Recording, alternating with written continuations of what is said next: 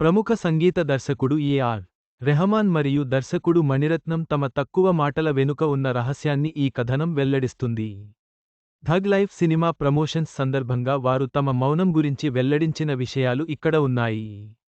సంగీత దర్శకుడు ఏ.ఆర్. రెహమాన్, దర్శకుడు మణిరత్నం 30 ఏళ్లుగా కలిసి పనిచేస్తున్నారు. కమల్ హాసన్ హీరోగా నటించిన థగ్ లైఫ్ సినిమాకి మణిరత్నం దర్శకత్వం వహించగా, ఏ.ఆర్. రెహమాన్ సంగీతం అందించారు. థగ్ లైఫ్ జూన్ 5న విడుదల కానుంది.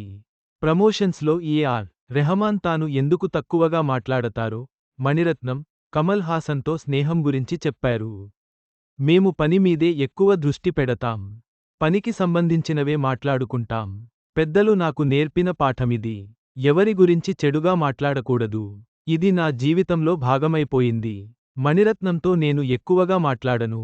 సినిమాల గురించే మాట్లాడుకుంటాం. సన్నివేశాలు చూస్తాం. మా సంభాషణలు చాలా చిన్నవిగా ఉంటాయి.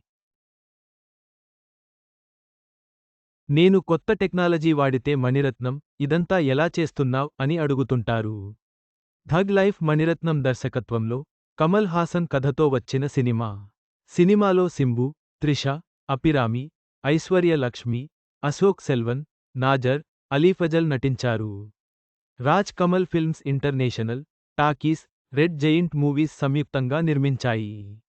నాయకుడు తర్వాత కమల్, మణిరత్నం కలిసి చేసిన సినిమా ఇది. చివరగా, ఏ.ఆర్.